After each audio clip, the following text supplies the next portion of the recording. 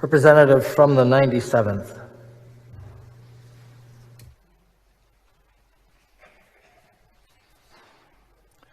Thank you, Mr. Speaker. It was the best of times, it was the worst of times. It's a tale of two cities. Today it's the tale of two parties. We don't speak the same language. We talk past one another. We have our own heroes, and we worship them.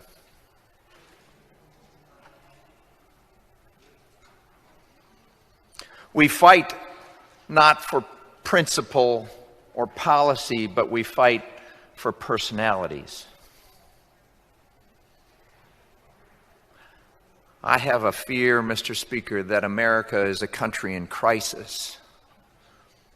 Not because of the coronavirus pandemic and the challenges that we face, but by the kind of people that we are devolving into. And not because of the pandemic, because of other circumstances, even outside of the pandemic. We can look at the glasses being half full or the glasses being half empty. Either way, you're right. We see things in different ways. We had a special session. We met here at the end of 2018, and we took some actions. And many people harbor resentment for those actions, Mr. Speaker. Many people cling to that as being a representation of an attack on a personality. And I don't know, I mean, maybe some people had that perspective. My perspective, Mr. Speaker, was a little bit different about the situation. Quite frankly, after 8 years of a governor's reign,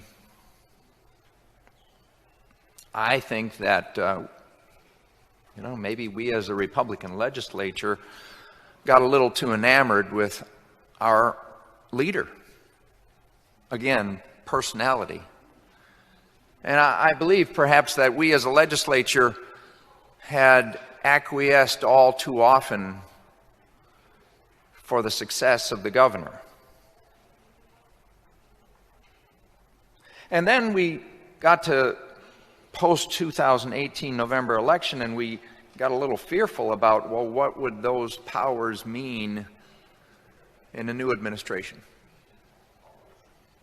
Now, some of that action might have been personality-driven, it might have been partisanship, but I think that those decisions that we made will serve this state well long-term, not during the term of this current governor, but long-term. I think the more that we can rein in the power of government and control the power of government, and government is represented by the executive branch,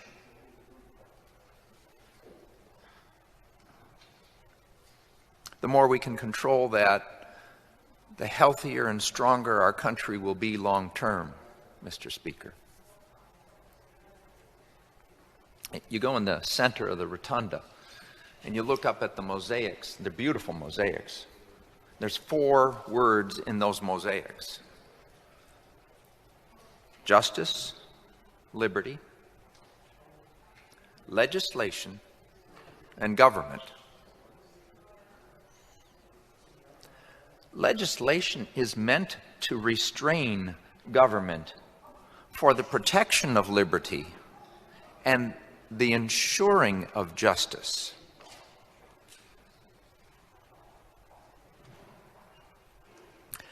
This problem is not a Wisconsin problem. This problem is a nationwide problem. Most of us on the Republican side would suggest that we do not like the execution of executive orders.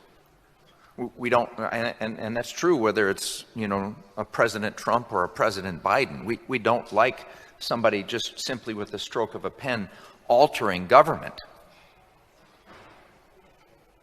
It's unrestrained power. But that's what we're devolving into as a nation, where we attach our obsession with the ideology that we have to a personality, to an individual. Like, some people might rationalize and say, well, it was, if as long as it's Donald Trump doing the executive orders, it's okay. Or they might rationalize on the other side, well, as long as it's President Biden, I'm glad President Biden's in there, somebody might say. And then what do we have in the legislature? We have a legislature that, whether it's on the national or state level, that is so fanatically focused on polling data, so fanatically focused on popular opinion, which is embodied in the personality of the leader of the party, that those legislatures are really not legislating, they're simply packaging stuff together in an effort to make their executive look good. And so we see with this most recent act of Congress a very hastily put together package of pork barrel spending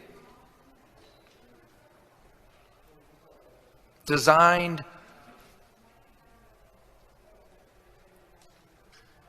to give Biden the opportunity to shine.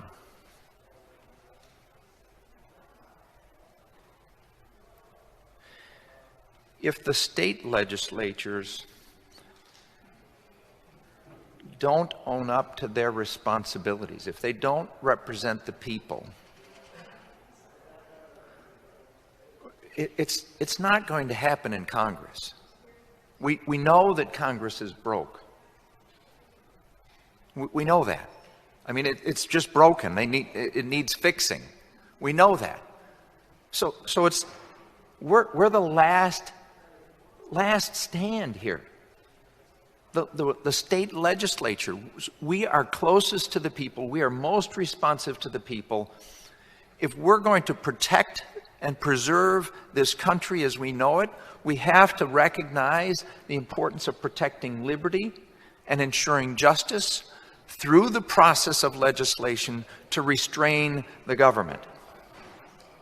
Our founding fathers spent countless hours, not just writing the Constitution, but then advocating for it and explaining it and detailing the purposes of a legislature. This is what we're here to do. And I look, if I were a Democrat, I would be like a little worried that, the Republicans control the legislature right now. I'd rather see these decisions being made by the guy on my side. I get that.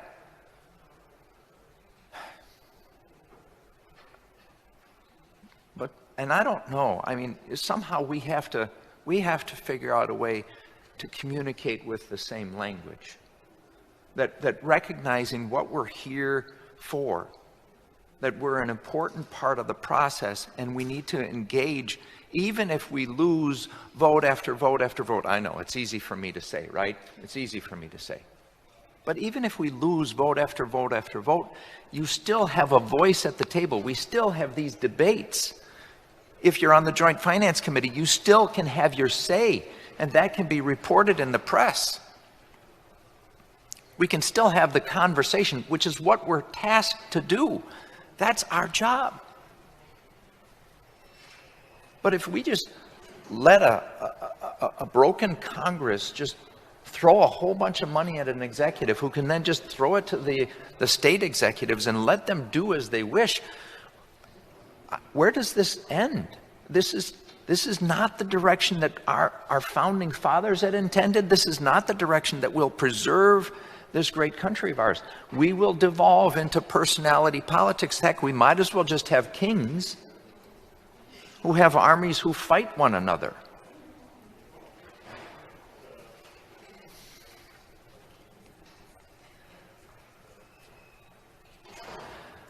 This principle, I encourage you, before you leave here today, Mr. Speaker, walk into that rotunda, look up at those mosaics, recognize what our responsibility is as a legislature, to legislate, to represent the people of the districts that we represent, to have this conversation and not to just give all of our power over to an executive. This is a critical point in our history. And as we need to figure out a way as a legislature, as two different parties, how to find that common ground, right? And you know, when you're struggling to find common ground, I think you have to go back to core principles. And if you've got another source document other than our Constitution and the Federalist Papers, if you've got another source document where we can look to for what the core principles are, then show me.